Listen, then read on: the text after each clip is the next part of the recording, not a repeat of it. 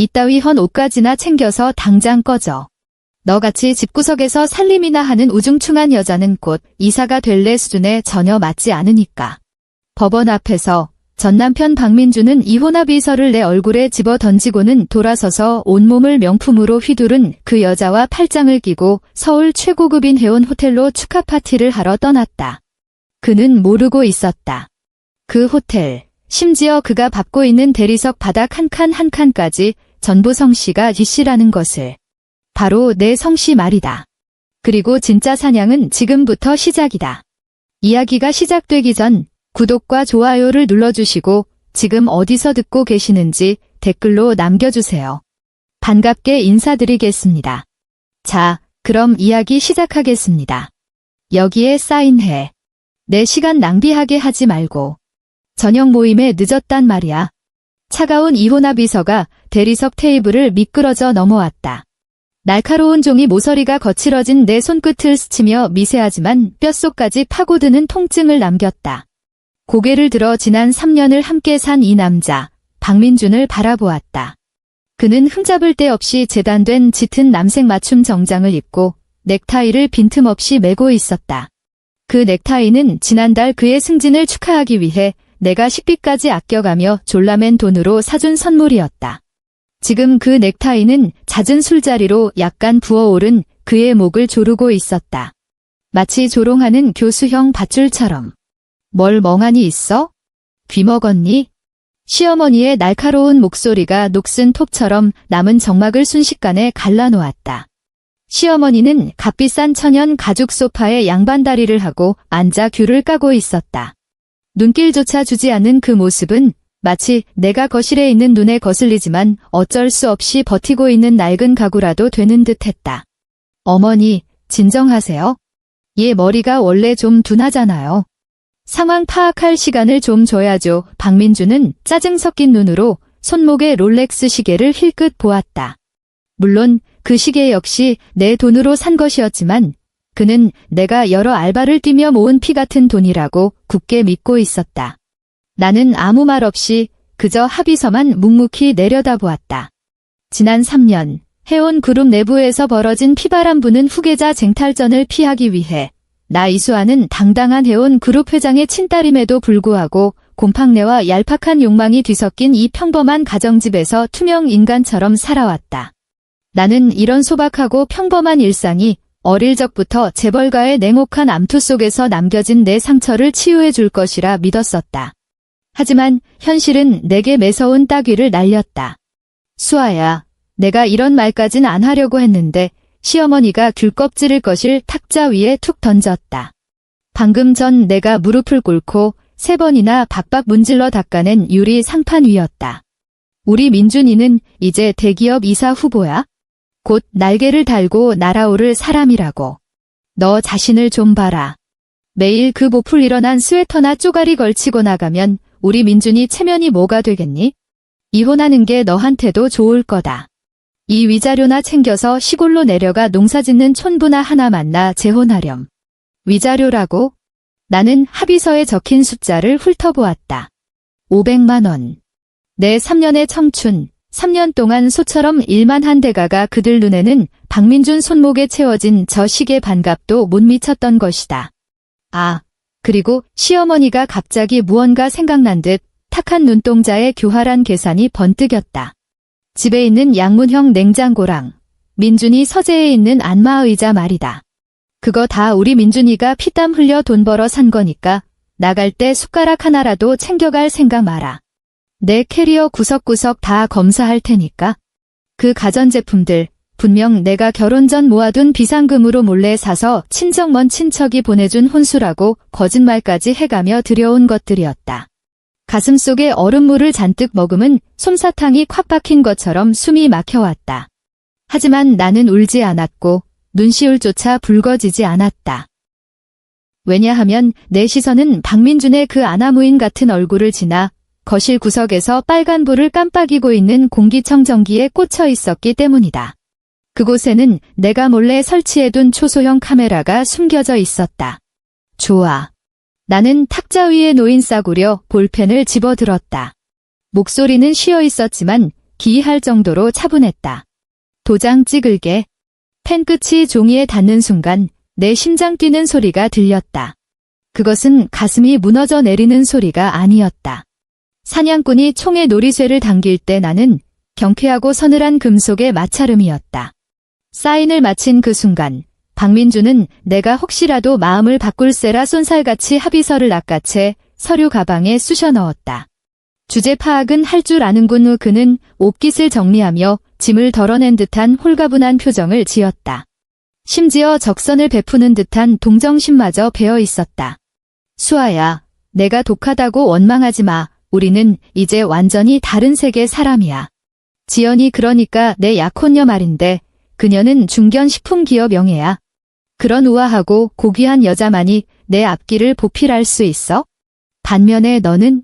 그는 나를 위아래로 훑어보더니 핸드크림을 발라도 여전히 갈라져 있는 내 손마디에 시선을 멈췄다. 오랜 시간 주방 세제와 찬물에 시달린 흔적이었다. 너는 그냥 주방에 처박혀서 설거지나 하는 게 딱 어울려. 나는 속으로 차가운 비웃음을 삼켰다. 최지연. 그 잘난 식품기업 영예? 박민준이 그녀의 신용등급이라도 한번 조회해봤다면 이 대단한 영예 명의의 신용카드들이 진작에 한도 초과로 막혀버렸다는 걸 알았을 텐데. 심지어 석 달 전 성형수술 비용조차 사채를 끌어다 쓴 마당에 말이다. 그녀가 말하는 그 식품업계 재벌 아버지라는 작자도 경기도 외곽의 어느 재래시장에서 다 망해가는 김치 공장을 돌리고 있을 뿐이다. 하지만 나는 굳이 말해주지 않을 것이다. 지금의 나는 그저 그가 제 발로 벼랑 끝을 향해 걸어가는 모습을 조용히 지켜보기만 하면 되니까? 사인했으면 얼른 짐 싸서 당장 나가. 시어머니가 자리에서 일어나 손에 묻은 귤 하얀 껍질을 툭툭 털어내며 혐오스러운 눈빛으로 나를 쏘아보았다. 내일이 주말이라 지연이가 밥 먹으러 올 건데 재수 없는 기운은 싹 쓸어내야지. 참, 나가기 전에 화장실 청소부터 싹 해놔라. 새며느리 눈에 내 머리카락 한 올이라도 띄는 꼴은 못 보니까? 나는 묵묵히 몸을 일으켜 안방으로 향했다. 방 안에는 묵은 나프탈렌 냄새가 배어 있었다.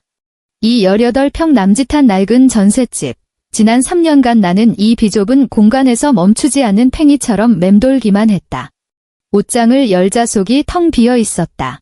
색이 바랜 유니클로 셔츠 몇 벌과 3번의 겨울을 버텨낸 싸구려 패딩 점퍼가 전부였다. 이것이 내 3년의 전 재산이었다. 짐을 싸기 시작했다. 사실 챙길 것도 별로 없었다. 옷가지 몇 벌을 빼고는 아무것도 가져가고 싶지 않았다. 그때 옷장 가장 깊숙한 곳에 숨겨진 검은색 벨벳 드레스에 손이 닿았다. 3년 전 내가 아직 이수아 아가씨로 불리던 시절 파리의 오트쿠티르 패션쇼에서 샀던 드레스였다. 지난 3년간 나는 이 옷을 비밀처럼 가장 어두운 구석에 숨겨두고 단 한 번도 꺼내보지 못했다. 그 눈부신 광택이 이 가난한 집구석의 알량한 자존심을 찌를까 봐 두려웠기 때문이다. 차가우면서도 매끄러운 원단 위로 내 손끝이 가볍게 미끄러졌다. 뭐하고 자빠졌어? 빨리빨리 안 움직이고. 거실에서 시어머니의 호통이 텔레비전 예능 프로그램의 요란한 웃음소리와 함께 섞여 들려왔다. 나는 숨을 깊게 들이마시고는 그 드레스를 둘둘 말아 캐리어 맨 밑바닥에 쑤셔 넣었다. 조금만 더 참자. 이제 마지막 한 단계만 남았다. 낡은 아파트 건물을 빠져나왔을 때 서울 하늘에는 자잘한 눈발이 흩날리고 있었다. 칼바람이 내 얼굴을 베어내는 듯했다. 충전재가 다 빠져버린 패딩을 꽉 여미며 가로등 불빛 아래 길게 늘어진 내 그림자를 물끄러미 바라보았다. 휴대폰이 한 번 진동했다. 액정이 켜지는 순간 강한 빛이 눈을 찔렀다. 은행에서 온 결제 알림이었다. 화면을 켜자 첫 번째 메시지에 500만 원이라는 숫자가 선명하게 찍혀 있었다. 결제 장소는 서울 청담동의 한 고급 편집숍이었다. 미처 화면을 끄기도 전에 또다시 징하고 울렸다. 두 번째 메시지였다. 이번엔 1,200만 원. 결제 장소는 해운 호텔. 화면에 뜬 9,980이라는 익숙한 끝자리 번호를 보며 나는 무심코 실소를 터뜨렸다. 그건 내 서브 카드였다. 박민주는 여태껏 그걸 자기가 재테크 투자로 벌어들인 배당금 카드라고 굳게 믿고 있었지만 사실 그 카드는 해온그룹의 가족 신탁 계좌와 직접 연결된 것이었다. 지금 내 돈으로 그 가짜 재벌 딸에게 명품 가방을 사다 바치고 서울에서 가장 비싼 호텔에 약혼식 파티룸까지 예약했다는 건가? 해온 호텔이라. 나는 입속으로 중얼거렸다. 하얀 입김이 허공으로 흩어졌다. 그곳은 내 집이다. 정확히 말하자면 내 어머니가 내게 남겨주신 유산이자 해온그룹이라는 왕관에 박힌 가장 찬란한 보석. 박민준, 내가 그렇게 총구로 뛰어들고 싶어 안달이라면 기꺼이 그 소원을 들어주마. 나는 길가에 서서 손을 들어 택시를 잡았다. 어디로 모실까요? 기사 아저씨가 백미러로 꾀죄죄한 내 몰골을 훑어보며 심드렁한 투로 물었다. 나는 고개를 들고 김서린 창문 너머로 어둠 속에서 황금빛으로 찬란하게 빛나는 저 멀리 마천루를 바라보았다. 내 눈빛은 더 이상 그 굽실거리던 초라한 전업주부의 것이 아니었다. 차디찬 한기가 내 눈 밑바닥부터 꽁꽁 얼어붙기 시작했다. 해온 호텔로 가주세요. 기사는 흠칫 놀라며 내가 택시비를 낼 수 있을지 의심하는 듯 했지만 이내 엑셀러레이터를 밟았다. 차는 서울의 복잡한 퇴근길 차량 행렬 속으로 스며들었다. 나는 의자 등받이에 기대어 눈을 감았다. 머릿속에서는 지난 며칠간의 일들이 영화 필름처럼 돌아가기 시작했다. 바로 어젯밤, 나는 그 비좁은 주방에서 쪼그려 앉아 수백 장의 동그랑땡을 붙이고 있었다. 뜨거운 기름이 손등에 튀어 붉은 물집이 여러 개 잡혔다. 시어머니는 거실에 앉아 드라마를 보며 큰 소리로 불평을 쏟아냈다. 아이고, 이 동그랑땡에서 왜 이렇게 탄내가 나? 수아야, 넌 우리 조상님들한테 숫덩이를 먹일 작정이냐? 쯧쯧, 쓸모없는 것, 제사 음식 하나 제대로 못하니 대가 끊겼지. 애 하나도 못 낳고 말이야. 그때 나는 손에 쥔 뒤집개를 얼마나 꽉 쥐었는지 손가락 마디가 하얗게 질렸고 이빨을 빠득빠득 갈고 있었다. 펄펄 끓는 그 기름을 그대로 확 엎어버리고 싶었지만 꾹 참았다. 이혼 서류에 도장이 찍히는 그 순간부터가 진짜 게임의 시작이라는 것을 알고 있었기 때문이다. 이제 게임은 시작되었다. 해온 호텔의 로비는 내 기억 속 그대로 화려하고 웅장했다.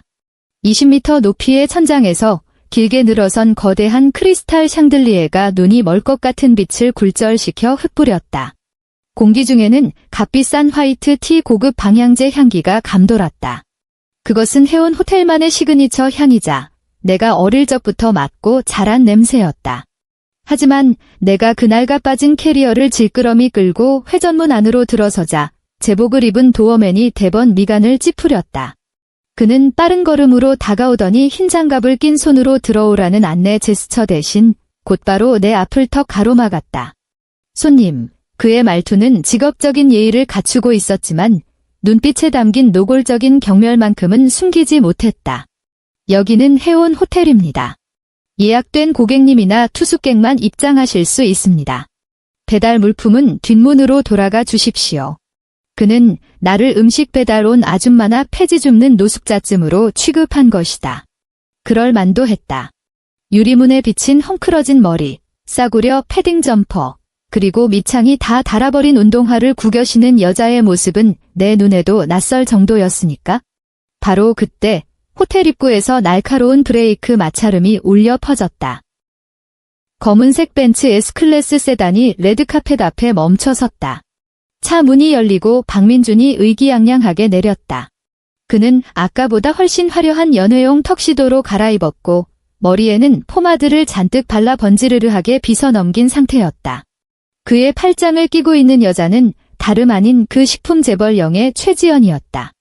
그녀는 이 추운 날씨에 어울리지 않게 얇고 파인 오프숄더 드레스를 입고 목에는 사람 눈을 멀게 할 만큼 번쩍거리는 다이아몬드 목걸이를 걸고 있었다. 하지만 내 눈썰미가 틀리지 않았다면 저건 S급 짝퉁이 분명했다. 진짜 다이아몬드의 광택은 저렇게 인위적이고 천박하게 번쩍이지 않으니까? 어머머, 자기야. 저게 누구야? 최지연이 과장되게 입을 틀어막았다. 그 자기적인 목소리 탓에 지나가던 주변 투숙객들마저 눈살을 찌푸리며 쳐다볼 정도였다. 박민준이 그녀의 시선을 따라 고개를 돌렸고 회전문 앞에서 보안 직원에게 가로막힌 나를 발견한 순간 그의 얼굴은 다채롭게 일그러졌다. 처음에는 경악, 그 다음은 수치심, 그리고 마지막에는 숨길 수 없는 혐오감으로 변했다. 그는 성큼성큼 다가왔다. 대리석 바닥 위로 구두 굽소리가 또각또각 신경질적으로 울려 퍼졌다. 그 걸음 하나하나가 내 자존심을 짓밟은 듯했다. 이수아, 너 미쳤어. 그는 목소리를 지식이며 이빨 사이로 살벌하게 속삭였다. 나 미행했어?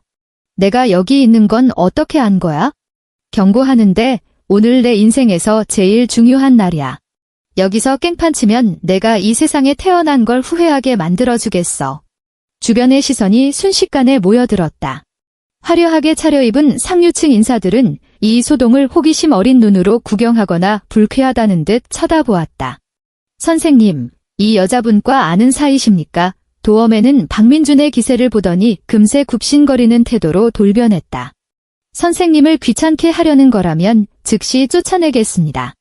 전혀 모르는 여자입니다. 박민준은 단 1초의 망설임도 없이 딱 잘라 대답했다. 그냥 미친 여자 같네요. 어디서 돈이나 좀 뜯어내려는 수작이겠죠? 당장 내쫓으세요. 우리 지연이 눈 버리겠습니다. 네, 알겠습니다. 지시를 받은 도엄에는 곧바로 허리를 꼿꼿이 펴더니 돌아서서 내 캐리어 손잡이를 거칠게 낚아챘다. 들었죠? 당장 나가요. 안 그러면 경찰 부를 겁니다. 나는 미동도 하지 않았다. 도엄엔에게는 눈길조차 주지 않았다. 그저 박민준을 지난 3년간 내가 여보라고 불렀던 이 남자를 고요히 응시할 뿐이었다. 박민준의 내가 입을 열었다. 목소리는 크지 않았지만 넓디 넓은 로비에 또렷하게 울려 퍼졌다. 진심이야. 나를 쫓아내겠다고? 박민준이 어처구니 없다는 듯 코웃음을 쳤다. 그는 옆에 선 최지연의 허리를 꽉 감싸 안으며 턱을 치켜들고 마치 바닥을 기어다니는 벌레를 보듯 나를 내려다보았다. 이수아, 너 아직 잠덜겠냐? 여기가 어딘지 똑바로 봐. 여긴 회원 호텔이야. 서울에서 제일 비싸고 높은 곳이라고. 너같이 김밥 한 줄도 벌벌 떨며 사먹는 년이 여기 서서 숨을 쉬는 것 자체가 공의 유발이야. 내 입에서 보안팀 부르라는 소리 나오기 전에 당장 꺼져. 최지연이 그의 품에 안겨 은쟁반에 옷굿을 굴러가듯 가식적인 웃음을 터뜨렸다. 오빠, 저런 불쌍한 아줌마랑 말 섞지 마. 손님들 다 오셨고 어머님도 안에서 기다리고 계신단 말이야. 시어머니라는 말에 나는 로비 안쪽 라운지 공간으로 시선을 던졌다. 아니나 다를까? 평소 시장 바닥에서 콩나물값 몇백 원 깎겠다고 상인과 반나절씩 핏대를 세우던 그 여자가 지금은 어디서 대여한 고급 한복을 쫙 빼입고 수탉처럼 목을 빳빳이 세운 채 생면부지에 사모님들을 붙잡고 침을 튀겨가며 자랑을 늘어놓고 있었다. 아유, 우리 민준이가 능력이 출중해서 진짜 재벌가 영애를 며느리로 들였지 뭡니까? 예전 그 며느리녀는 어찌나 지질이 궁상맞고 빈티가 나던지 제대로 된 혼수 하나 못 해왔다니까요. 참으로 눈물겨운 진상 가족의 완성이다. 나는 가볍게 한숨을 쉬었다. 아무래도 넌 진짜 기억을 못하는구나.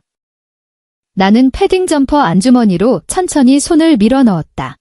도엄에는 내가 무슨 흉기라도 꺼내는 줄 알고 화들짝 놀라 뒷걸음질을 쳤다. 무슨 짓입니까? 박민준도 바짝 긴장해 최지연을 제 뒤로 숨겼다. 나는 느릿느릿 주머니에서 검은색 카드 한 장을 꺼냈다. 그것은 신용카드도 객실 키도 아니었다. 군더더기 없는 순흑색 금속 카드. 그 정중앙에는 조그만 황금색 왕관 문양만이 박혀 있었다. 그것은 해운그룹 내 최고 권력을 상징하는 오직 직계 후계자만이 소유할 수 있는 블랙 골드 패스였다. 나는 그 카드를 검지와 중지 사이에 끼운 채 가볍게 빙글 돌렸다. 알려주려고 온 거야? 내가 방금 긁은 그 1,200만 원. 나는 잠시 말을 멈추고 입꼬리를 서늘하게 끌어올렸다. 내가 승인 사인 안 해주면 그 돈 대체 무슨 수로 갚을 작정인지 궁금해서 말이야. 박민준은 순간 멍해지더니 이내 배를 잡고 미친 듯이 폭소를 터뜨렸다. 푸하하하. 너 진짜 돌았구나. 그게 내 돈인 줄 알아? 그건 내가 투자해서 번 내 돈이야. 이수아, 너 이혼 충격으로 정신병원 가야겠다. 어디서 고철 쪼가리 하나 들고 와서 허세를 부려? 그는 고개를 돌려 로비 매니저를 향해 짜증스럽게 손을 휘저었다. 매니저 어디 갔어? 여기 미친 여자가 행패 부리는데 빨리 보안팀 불러서 길바닥에 내동댕이 치지 않고 뭐해. 내 VIP 손님들 놀라게 하면 당장 컴플레인 걸 줄 알아. 50대 중반쯤 되어 보이는 로비 총괄 지배인이 멀찍이 서 상황을 예의주시하고 있었다. 박민준이 고래고래 소리를 지르자 그는 이마에 맺힌 식은땀을 닦으며 젠걸음으로 뛰어왔다. 박민준은 의기양양한 표정으로 나를 손가락질했다. 이 거지 같은 년 당장 집어 던. 하지만 그의 말은 채 끝맺지 못하고 목구멍으로 쏙 들어가 버렸다. 총괄 지배인이 그를 향해 가지도 보안팀을 호출하지도 않았기 때문이다. 그는 내게서 세 걸음 떨어진 곳에서 마치 보이지 않는 거대한 손이 그의 머리통을 짓누르기라도 한 것처럼 그 자리에 우뚝 멈춰섰다. 그의 시선은 내 손에 들린 그 검은색 금속 카드에 옴짝달싹 못하고 못 박혀 있었다. 그 찰나 지배인의 동공이 격렬하게 흔들리더니 얼굴에서 핏기가 싹 가시며 백지장처럼 하얗게 질리는 것을 보았다. 주변 공기가 얼어붙은 듯했다.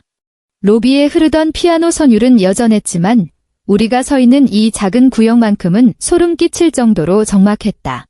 박민준이 인상을 찌푸리며 총괄 지배인의 어깨를 불만스럽게 밀쳤다. 이봐요, 지금 멍 때리고 뭐 하는 겁니까?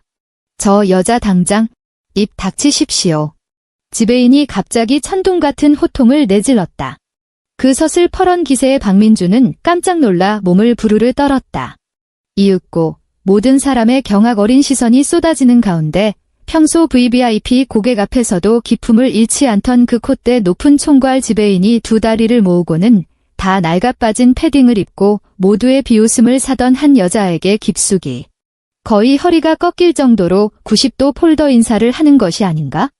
그의 이마가 차가운 대리석 바닥에 닿을 듯 내려갔고 극도의 공포와 경외감이 뒤섞인 목소리가 심하게 떨려왔다. 아가씨.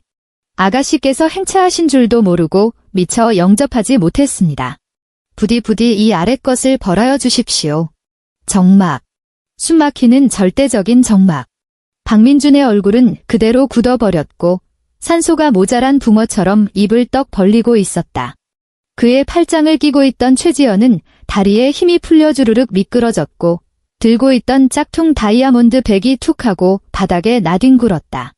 라운지에서 입에 거품을 물고 떠들던 시어머니의 찻잔 쥔 손이 허공에서 딱 멈췄다. 나는 여전히 그 자리에 서 있었다. 회전문 틈새로 불어닥친 칼바람이 내 머리카락을 마구 헝클어 놓았다. 하지만 나는 구태여 머리를 정리하지 않았다. 나는 그저 눈을 내리깔고 사시나무 떨듯 떠는 지배인을 지켜보다가 이내 천천히 시선을 돌려 기괴하게 일그러지기 시작한 박민준의 면상을 응시했다.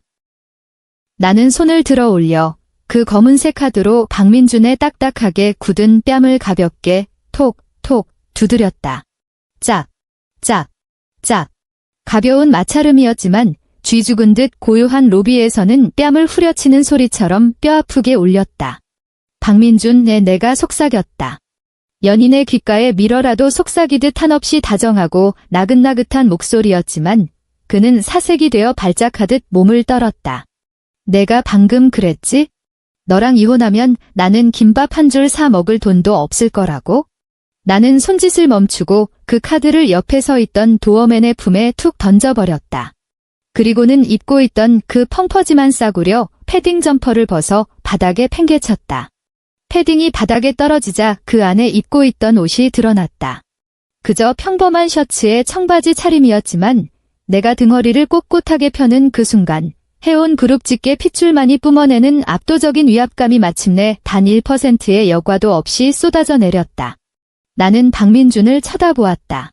그의 두 눈동자 깊은 곳에서부터 스멀스멀 기어오르는 처절한 공포를 감상하며 아름다운 미소와 함께 선고를 내렸다. 이제 고개 들어서 이 건물을 똑바로 봐. 나는 머리 위에서 쏟아지는 화려한 크리스탈 샹들리에를 가리키고 다시 내 발밑의 대리석을 가리켰다. 지금 이 1초부터 내가 이 호텔 카페 투어를 받고 서 있는 한 내 폐 속으로 들어가는 공기 한 모금 한 모금까지 전부 내가 너한테 적선해주는 거니까? 나는 고개를 돌려 바닥에 엎드린 지배인에게 시선을 꽂았다. 내 목소리는 순식간에 영하로 뚝 떨어졌다. 김 지배인. 네. 지배인이 용수철 튀어 오르듯 벌떡 일어나 허리를 숙인 채 대기했다. 해온그룹 이사회 특별지시 사항으로 하달하세요. 내 시선은 다시 새하얗게 질린 박민준의 낯짝을 할 듯 지나갔고 한 글자 한 글자 쐐기를 박듯 또렷하게 내뱉었다. 서울 시내 모든 성급 호텔에 통보하세요. 박민준, 그리고 저기 저 최지연 씨를 영구 블랙리스트에 올릴 것. 그리고 나는 바지 주머니에서 스마트폰을 꺼내 스피커폰 버튼을 눌렀다. 폰 너머로 은행 VIP 센터 직원의 상냥한 목소리가 흘러나왔다. 해당 계좌와 연결된 모든 가족 카드를 당장 동결 처리하세요.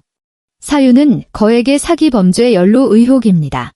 박민준의 무릎이 맥없이 꺾이며 그는 털썩 소리를 내고 바닥에 주저앉았다. 나는 그 꼬라지를 눈길 한 번 주지 않은 채 발을 들어 올렸다.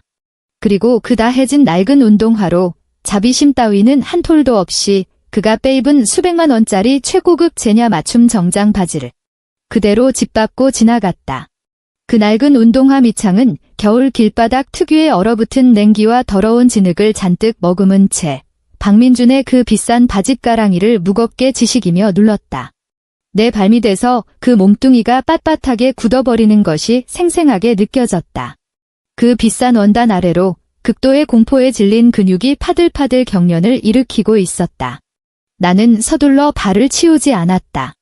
대신 바퀴벌레 한 마리를 으깨버리듯 내 발끝을 그의 허벅지 위에서 서서히 반 바퀴 빙글 돌렸다. 시커먼 진흙 자국이 그 짙은 남색 원단 위로 흉측하게 번져나갔다.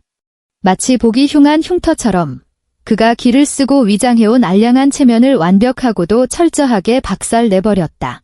로비의 정막은 미세하게 흐르는 전류 소리에 의해 깨어졌다. 머리 위 거대한 크리스탈 샹들리에가 내는 웅웅거림인지 아니면 수많은 눈동자가 이곳으로 집중될 때 공기가 압축되며 나는 소리인지 알 수 없었다. 500명.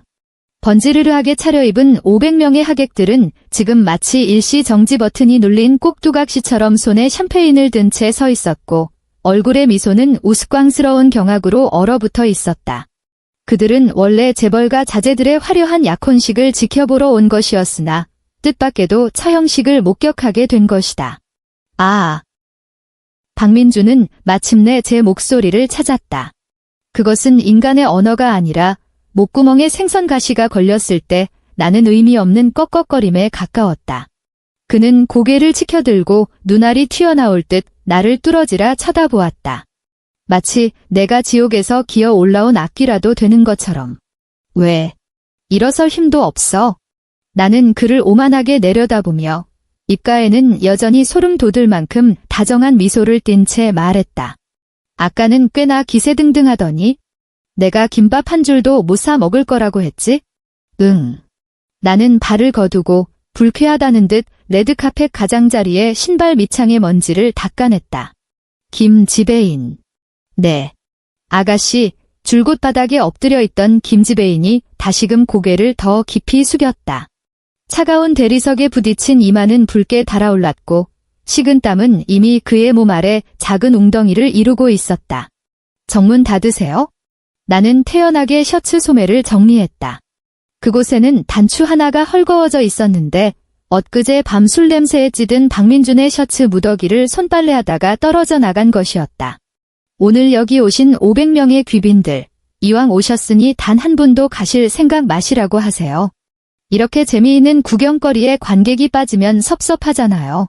무거운 유리 회전문이 보안 요원들에 의해 서서히 굳게 잠기자 절망이라는 이름의 공포가 마침내 이 화려한 감옥 안에서 완벽하게 터져나왔다. 최지연도 마침내 상황 파악이 된 모양이었다. 내내 박민준의 품에 파고들어 카나리아처럼 화려한 깃털을 뽐내던 그 여자는 지금 사시나무 떨듯 뒷걸음질 치고 있었다. 큐빅이 잔뜩 박힌 그녀의 하이힐이 바닥에 끌리며 신경질적인 마찰음을 냈다. 당신 누구야? 다가오지 마. 그녀는 목에 걸린 그 목걸이를 필사적으로 감싸주며 당황한 눈빛으로 사람들 틈에서 출구를 찾았다. 두껍게 파운데이션을 떡칠한 얼굴에는 탐욕스러운 자 특유의 찔림이 고스란히 묻어났다. 내가 식품그룹 영애야. 우리 아빠는 내 아버지는 경기도 파주의 한 재래시장시 구역 4호 매대를 운영하시는 최달식 사장님이지. 나는 그녀의 횡설수설을 자르고 들어갔다. 이미 달달 외운 장복이 목록을 읽는 것처럼 지극히 평온한 목소리였다. 주력 품목은 단무지와 깻잎장아찌고 연 매출은 대략 3천만 원 남짓. 거기서 자릿세랑 재료비 떼고 나면 입에 풀칠이나 겨우 할 정도의 순수익이 남지. 최지연의 동공이 바늘구멍만 하게 수축했다. 그녀는 입을 떡 벌렸고 창백한 얼굴에 칠해진 새빨간 립스틱이 유난히 섬뜩하게 보였다. 당신 그걸 어떻게 알아? 당연히 알지. 나는 그녀를 향해 한 걸음 다가갔다. 그녀의 몸에서 나는 향수 냄새가 너무 지독했다. 싸구려 티를 감추기 위해 작정하고 들이부은 듯한 그 냄새에 속이 메스꺼워졌다. 왜냐하면 내가 그 잘난 금수저 행세를 하려고 얼굴 전체에 지방을 넣고 코 수술을 하느라 든 수술비 2천만 원. 그게 내 아버지의 유일한 전 재산인 반지하 방을 담보로 일진금융에서 끌어다 쓴 사채니까. 일진금융이라는 네 글자를 듣자마자 최지연은 다리에 힘이 풀려 바닥에 털썩 주저앉고 말았다. 그곳은 멀쩡한 은행이 아니었다. 뼈다귀조차 남기지 않고 피를 빨아먹는 악랄한 사금융 업체였다. 그것뿐만이 아니지. 나는 스마트폰을 꺼내 액정을 가볍게 쓸어 넘겼다. 마치 예쁜 풍경 사진이라도 보여주듯 그녀를 향해 화면을 돌렸고 목을 빼고 구경하던 모든 하객에게도 내보였다. 이게 내 신용보고서야? 신용카드 연체 대금 8천만 원, 휴대폰 소액 결제 대출 1,500만 원. 그리고 나는 화면에 뜬 소름 끼치는 붉은 글씨를 가리켰다. 서로 다른 세 군데 은행에서 날아온 빨간색 압류 예고 통지서. 사람들 사이에서 웅성거리는 소리가 터져나왔다. 파리떼처럼 수군거리는 소리가 귓가를 맴돌았다. 어머나, 세상에. 알고 보니 사기꾼이었어? 내 그럴 줄 알았다니까? 저 목걸이 광택이 너무 촌스럽더라니. 박민준 저 멍청한 자식, 빚더미에 앉은 가짜 재벌 딸 때문에 해온 그룹 아가씨를 찾단 말이야? 이거 아주 볼만하겠는데? 원래는 부러움과 질투를 담고 있던 시선들이 순식간에 노골적인 조롱과 경멸로 바뀌었다. 이런 상류사회의 심판은 때론 법보다 더 잔인했다. 그들은 동정 따위는 하지 않는다. 그저 밥 먹고 차 마시며 씹어댈 안주거리로 삼은 뒤 바닥에 침을 뱉듯 버려버릴 뿐이다. 아, 아니야. 오빠. 저 여자 다 거짓말하는 거야. 최지연은 마지막 지푸라기라도 잡으려는 듯 미친 사람처럼 바닥에 주저앉아 있는 박민준에게 달려들었다. 그녀는 그의 옷깃을 찢어질 듯 움켜쥐었고 긴 손톱이 그의 살을 파고들 지경이었다. 오빠가 말해줘. 난 오빠를 사랑해. 다 우리 미래를 위해서. 꺼져. 박민준은 거칠게 그녀를 밀쳐냈다. 그는 온몸에 힘을 쥐어짜 그녀를 밀쳤고 최지연은 망가진 헝겊 인형처럼 옆에 쌓여있던 샴페인 타워에 처박혔다. 와장창. 수백 개의 크리스탈 잔이 순식간에 무너져 내렸다. 황금빛 폭포처럼 쏟아진 샴페인이 그녀의 온몸을 흠뻑 적셨다. 유리 조각들은 그녀의 비싼 드레스를 찢어놓았고 그녀가 공들여 짜 맞춘 거짓말마저 산산조각 내버렸다. 이 미친년아. 사기꾼. 박민준은 비틀거리며 일어났다. 노름에 미쳐 돈을 다 잃은 도박꾼처럼 두 눈이 시뻘겋게 충혈되어 있었다. 그는 손가락을 파들파들 떨며 최지연을 가리켰다. 내가 혼수로 10억을 해온다며. 내 아버지가 내 프로젝트에 투자할 거라며. 다 가짜였어? 전부 다 거짓말이었냐고. 바로 그때 처절한 비명소리가 아수라장이 된 현장을 날카롭게 찢었다. 아이고, 하늘도 무심하시지. 사람들이 홍해 갈라지듯 길을 비켰다. 내 시어머니 아니, 전 시어머니가 지금 바닥에 털썩 주저앉아 두 손으로 허벅지를 퍽퍽 치며 대한민국 아줌마들 특유의 그 곡소리를 뽑아내고 있었다. 아이고, 내가 전생에 무슨 죄를 지어서. 내 팔자야, 내 팔자야. 황금알 낳는 거위인 줄 알았더니 진흙탕에서 뒹구는 두꺼비 새끼였네. 그녀는 악을 쓰며 우는 와중에도 탁한 눈동자로 나를 힐끔힐끔 훔쳐보았다. 내게서 뿜어져 나오는 차갑고도 고귀한 기운과 주변에서 숨조차 제대로 쉬지 못하는 대단한 양반들이 내게 굽신거리는 꼴을 보자 분노로 일그러졌던 그녀의 얼굴이 돌변했다. 비굴하고 천박하며 구역질이 날 정도로 아부하는 표정으로 그녀는 내 발로 기어오기 시작했다. 바닥에 흥건한 샴페인과 유리 조각 따위는 아랑곳하지 않고 늙은 개처럼 내 발밑까지 기어왔다. 수아야, 우리 착한 며느리. 그녀는 마른 나무 껍질 같은 두 손을 뻗어 내 바짓가랑이를 잡으려 했다. 그 손은 김장을 할 때 내 팔뚝을 멍이 들도록 꼬집던 손이었고 설거지할 때 퐁퐁을 조금 더 썼다고 내 이마를 삿대질하며 집안 거덜낸다고 악담을 퍼붓던 바로 그 손이었다. 내가 이럴 줄 알았어. 우리 수아가 복덩이인 줄 내 진작에 알았지? 저 요망한 불려온 년이 감히 어딜 껴. 애미가 잠시 눈에 콩깍지가 씌었었나 보다. 수아야, 이 애미 한 번만 용서해주라, 응? 우리 집에 가자. 애미가 우리 수아 제일 좋아하는 갈비찜 해줄게. 나는 꿈쩍도 하지 않았다. 내 바짓단에 닿을락 말락하는 그 손을 그저 조용히 내려다보았다. 머릿속에 불현듯 어떤 장면이 스쳐 지나갔다.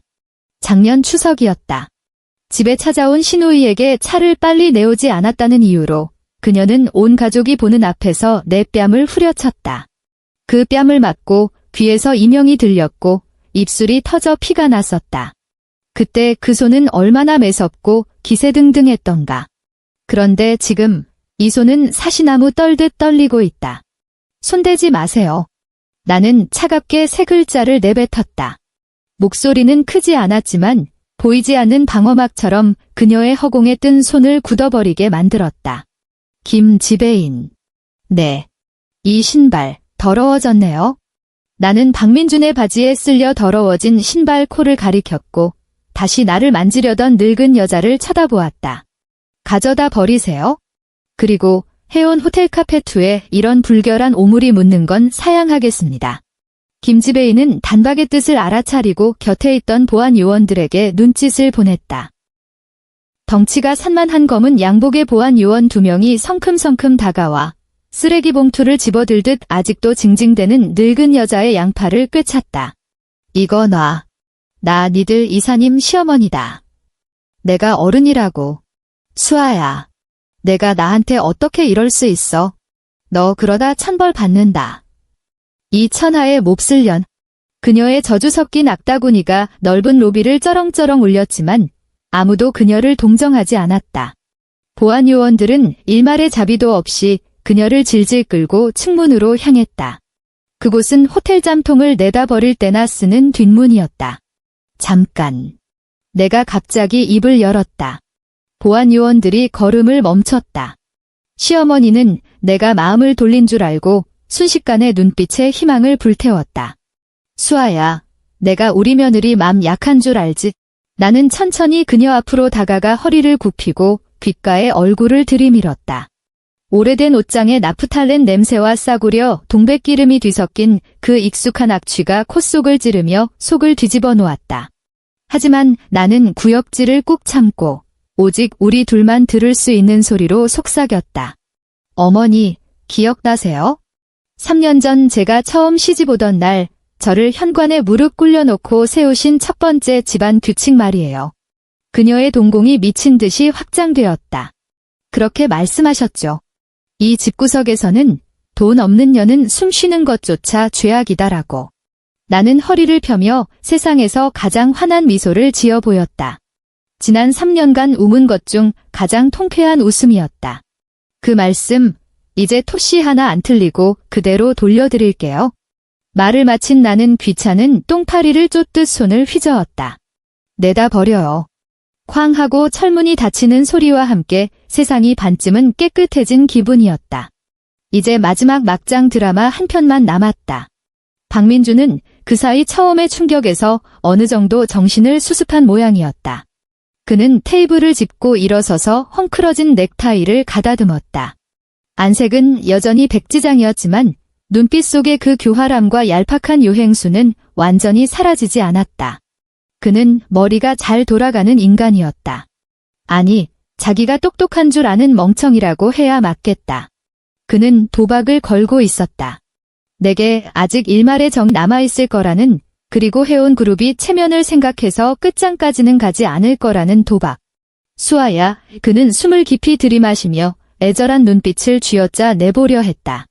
안면 신경마비에 걸린 것처럼 보였지만 말이다. 내가 단단히 화난 거 알아. 하지만 나도 이 바닥에서 살아남으려고 그런 거야. 내 돈을 끌어쓴 것도 다 투자 목적이었어.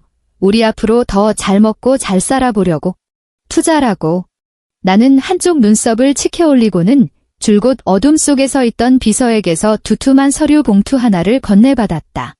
박민준, 너 뭔가 단단히 착각하고 있는 거 아니니? 나는 봉투의 끈을 풀고 빼곡한 데이터가 인쇄된 A4 용지 뭉치를 빼냈다. 내가 말하는 그 투자라는 게 회사 법인 계좌에서 불법으로 빼돌린 3억 원을 인터넷 방송 역캠 BJ들 별풍선 쏘는데 다 쏟아부은 걸 말하는 거야? 나는 첫 번째 종이를 그의 얼굴에 획 던졌다. 종이는 눈보라처럼 흩날리며 떨어졌다. 아니면 허위 납품 계약서로 회사에서 빼먹은 공금 5억 원으로 최지연이 들고 다니는 저 A급 짝퉁 가방 사다 바치고 걔 사채이자 대납해준 걸 말하는 건가? 나는 또 한 장을 휙 날렸다. 그것도 아니면 내 직위를 이용해서 하청 업체들한테 뒷돈으로 챙긴 리베이트 총 2억 4천만 원. 말을 한마디 내뱉을 때마다 나는 종이를 한 장씩 날렸다. 그 종이장들은 보이지 않는 따귀가 되어 박민준을 쉴 새 없이 뒷걸음질 치게 만들었다. 너 내가 어떻게 이런 걸. 그는 기둥에 기대어 헐떡거렸고 식은땀이 이미 등 뒤에 셔츠를 푹 적셨다. 박민준, 너 내가 집구석에서 뭐 하던 사람인지 잊었어? 나는 그를 쏘아보았다. 1도의 온기도 없는 싸늘한 눈빛이었다. 내가 술에 떡이 돼서 들고 온 서류 가방, 단 한 번도 잠가둔 적이 없었지? 내가 매일 내 구두나 닦아주고 양복이나 다려주는 줄 알았어? 내가 가져온 모든 서류의 복사본, 모든 USB 백업 파일, 심지어 내 스마트폰에서 지운 카톡 대화 내용 복구본까지. 나는 내 머리를 톡톡 쳤다. 전부 내 머릿속에 있고 지금쯤 검찰청 책상 위에도 예쁘게 놓여 있을 거야. 마치 내 말을 증명이라도 하듯 호텔 회전문이 다시 열렸다. 이번에 들어온 사람들은 하객도 보안 요원도 아니었다. 짙은 남색 점퍼를 입고 가슴에 검찰 마크를 단 사내들이었다. 맨 앞에선 냉정한 인상의 중년 남성이 손에 구속영장을 들고 있었다. 박민준 씨 됩니까? 검찰 수사관은 이미 바닥에 진흙덩이처럼 퍼져버린 박민준 앞으로 다가가 한치의 감정도 섞이지 않은 사무적인 목소리로 물었다. 서울중앙지검 특수부 강 수사관입니다. 업무상 횡령, 사문서 위조, 그리고 거액 사기 혐의로 긴급 체포합니다. 찰칵. 차가운 수갑이 손목에 채워지는 소리가 지금 이 순간만큼은 유난히 경쾌하게 들렸다. 세상에서 가장 아름다운 음악이었다. 박민준은 다 죽어가는 짐승처럼 미친 듯이 발버둥 쳤다. 안 돼. 난 억울해. 나 해온 그룹 사위야. 당신들 나 함부로 못 잡아. 수아야. 수아야, 나 좀 살려줘. 나 내 남편이잖아. 부부의 정이 있지. 어떻게 이래. 그는 기를 쓰고 고개를 돌려 나를 바라보며 콧물 눈물을 얼굴에 범벅했다. 아까의 그 아나무인이던 엘리트의 모습은 온데간데 없었다.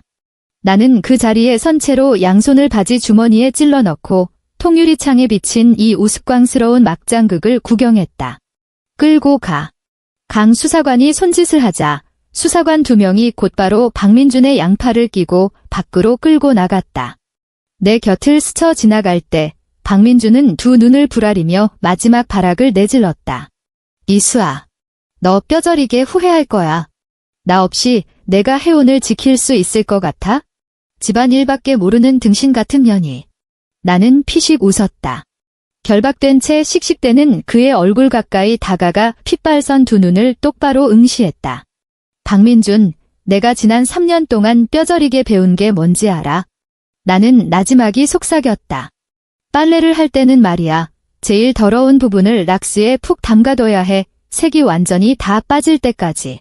그 다음 빡빡 문질러 빨아서 마지막에 물기 하나 없이 쫙 짜내는 거야. 내 시선이 그의 손목에 채워진 쇠고랑을 훑고 지나갔다. 너 같은 더러운 오물을 처리하는 것도 아주 똑같은 수순이지. 교도소 콩밥이 좀 퍽퍽할 테니까 물 많이 마셔. 아, 참, 혹시 빵장 안에서 김밥이라도 먹고 싶어지면? 나는 잠시 말을 멈추고 칼날 같은 눈빛을 뿜어냈다. 싹싹 빌어봐. 그래도 사줄 일은 없을 테니까. 호텔 정문이 닫히고 밤거리를 가르는 사이렌 소리가 요란하게 멀어져 갔다. 번쩍이는 붉고 푸른 경광등 불빛이 서울의 차디찬 겨울밤을 갈랐다. 로비에는 다시금 숨막히는 정막이 내려앉았다. 나는 돌아서서 아직 충격에서 헤어나오지 못한 500명의 하객을 마주보았다. 아무도 감히 입을 떼지 못했다. 개미 새끼 한 마리 움직이지 않았다. 나는 주위를 한 바퀴 훑어보았다. 내 시선이 닿는 곳마다 평소 콧대 높던 명사들이 일제히 고개를 푹 숙이고 내 눈길을 피했다. 여러분. 내가 입을 열었다. 서늘한 목소리가 텅 빈 대연회장 로비에 메아리쳤다. 오늘 약혼식은 취소되었습니다. 나는 손을 들어 굳게 닫힌 연회장 문을 가리켰다.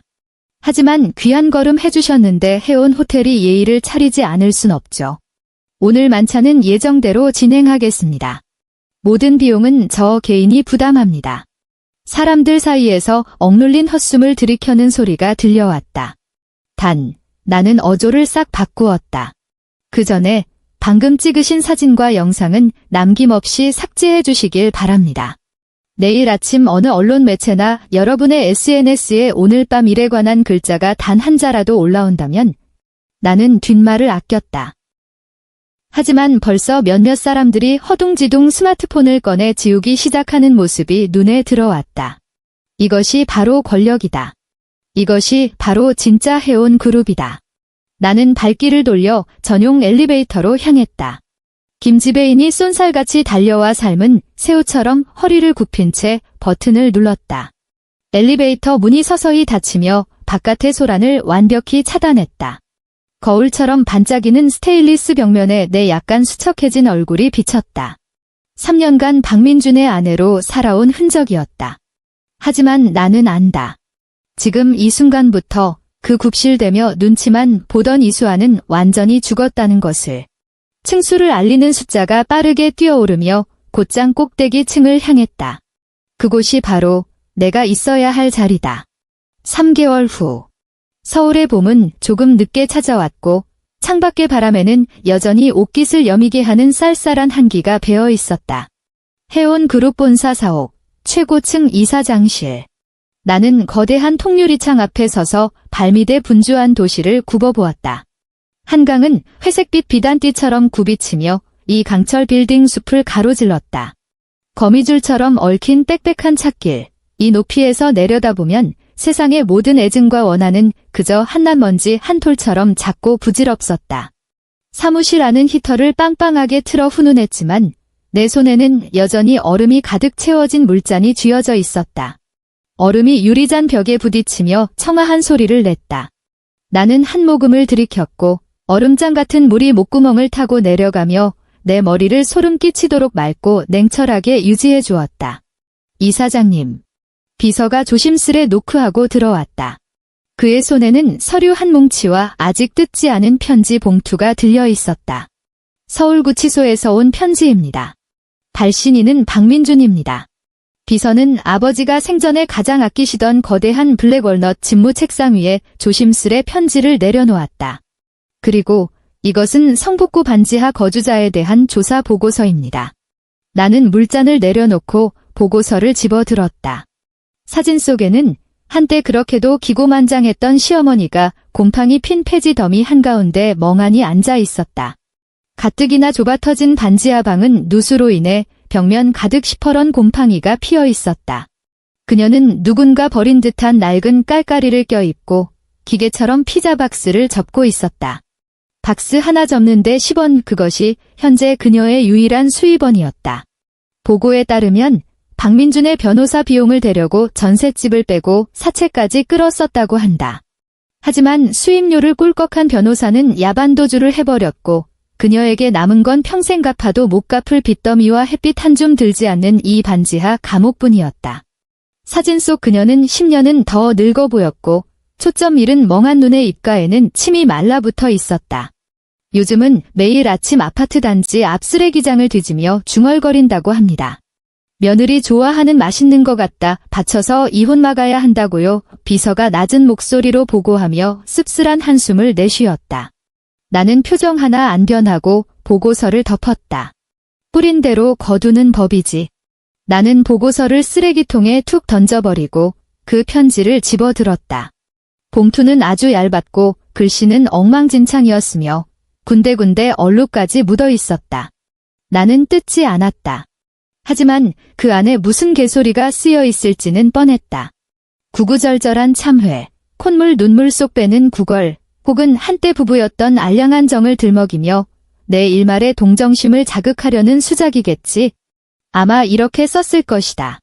수아야, 내가 진짜 미쳤었어. 귀신에 홀렸나 봐. 아니면 이렇게 썼을지도. 부부의 정을 생각해서 영치금이라도 좀 넣어줘. 여긴 너무 춥다. 안타깝게도.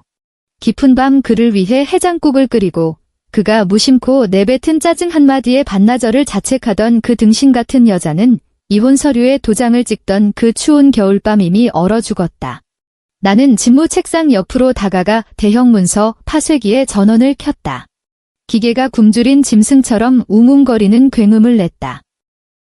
나는 뜯지도 않은 그 편지를 그 안에 가증스러운 거짓말과 뒤늦은 후회까지 통째로 파쇄기 입구에 밀어넣었다. 지잉. 날카로운 칼날이 순식간에 봉투를 집어삼켰다. 하얀 종이 꽃가루가 눈송이처럼 파지암으로 흩날려 떨어지는 것을 보며 나는 전에 없던 홀가분함을 느꼈다. 내 몸속에 박혀있던 마지막 썩은 뼈다귀를 완벽히 도려낸 기분이었다. 일정 잡으세요. 나는 돌아서서 비서를 향해 사냥꾼처럼 번뜩이는 눈빛을 쏘아 보냈다. 내일 이사회를 소집합니다. 박민준이 다니던 그 회사, 우리가 인수하겠다고 발표할 겁니다.